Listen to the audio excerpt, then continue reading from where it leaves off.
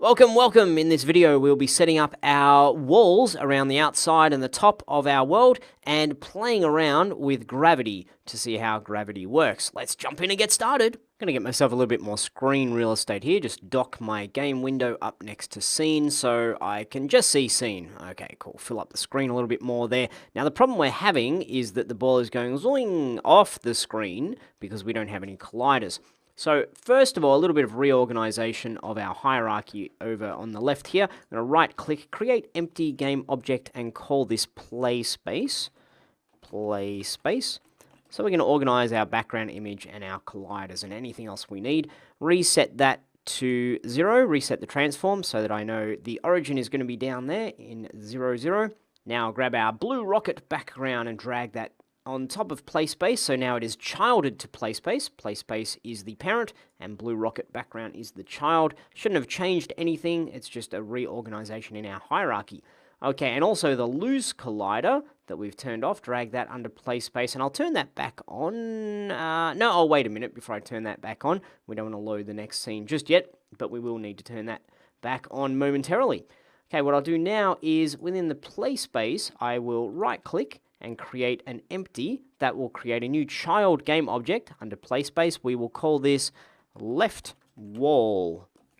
Okay, left wall. When we click on left wall, we see that there's nothing actually in our scene because it's invisible. It's just an empty game object. But I will add a collider. So click on add component.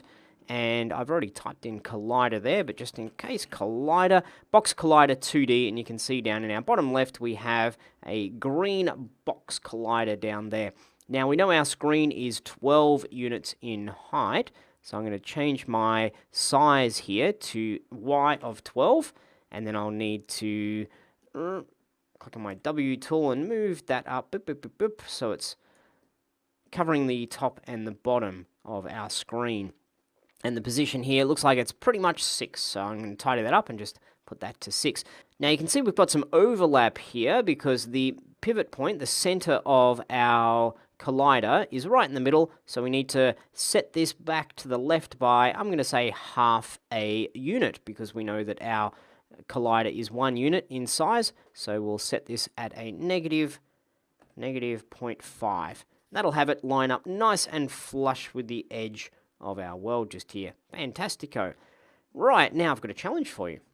The challenge is to set up your walls. Set up your 3 walls. So add the left wall that I've just done, add the right wall, and then add the top wall as well. Make sure that there are no gaps and test that it works. So shoot the ball so it bounces and can hit into the colliders there. So nice simple challenge for you just to create another couple of walls. When you've done that, I'll see you back here and we'll continue.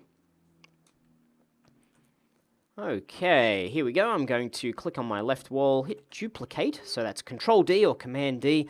Change it from being called left wall to call it right wall. Sounds like a good thing to call it. Drag it over onto the right, and you can see that my left wall disappears. Colliders tend to stay invisible when you're not clicked on them, so the left wall is still there. The right wall, we're going to set this at, looks like 16.5, and that all should be pretty hunky-dory in a nice good spot just there. Excellent. Okay, now what I want to do is create a top wall. Again, on right wall, duplicate, Control D or Command D, and we'll call this top wall. Technically, that would be a roof, but for now, we'll just call it top wall, not get technical on it. Okay, drag it up a little bit. Instead of it being 1 and 12, we need a width of, what are we, 16? I think we are 16 across. In terms of the height of it, I'm going to make it 1. You could make it whatever. So the interesting thing with collision, it's not about the volume. I've made this mistake when I was first trying to figure out collisions. It's not about the volume itself. It's about the green line. So the moment, let me just grab the ball down here. Grab the ball and drag it up to the top.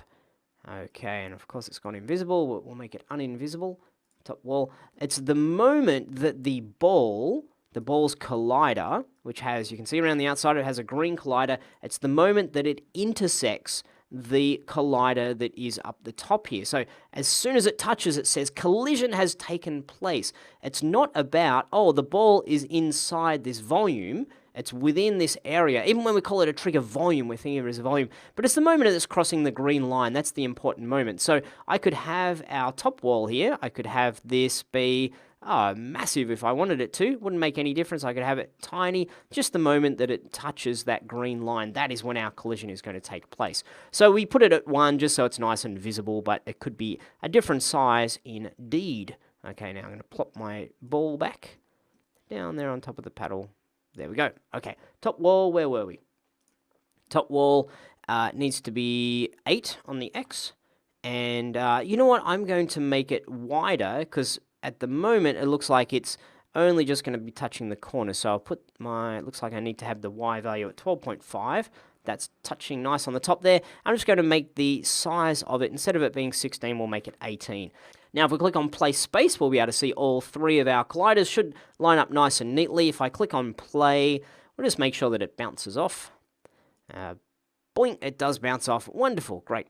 Okay, so that's setting up our Play Space, and I will now turn back on Lose Collider. Blink, there we go. And we're going to make sure that there's no gaps on that. It doesn't need to be precisely on the bottom. I like to have a little bit lower so the ball goes down. There's just that split second of moment before it actually touches the collider, I think is okay. I will make this a bit wider as well. You can see my size here's a little bit messy. 18, I'll make it 20 just so it's really definitely capturing every situation there. Okay. Next thing we want to look at is gravity. At the moment when we click play, we have the ball, it kind of goes bloop up in the air, not too fast, not too slow, whoa, and then drops back down again.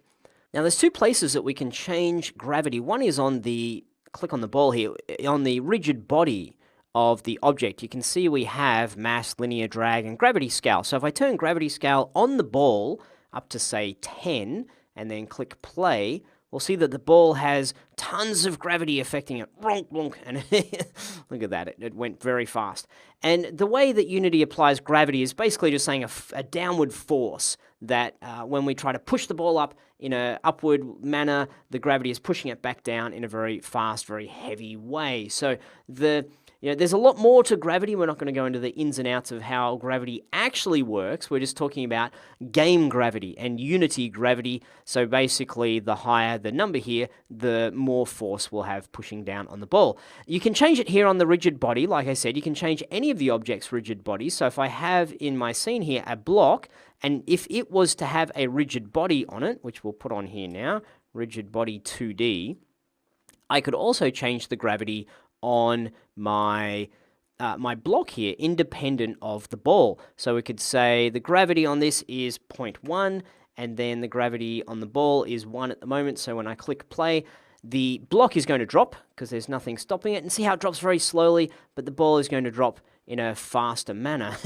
The block actually triggered our lose collider there. I will turn that off until we really need it.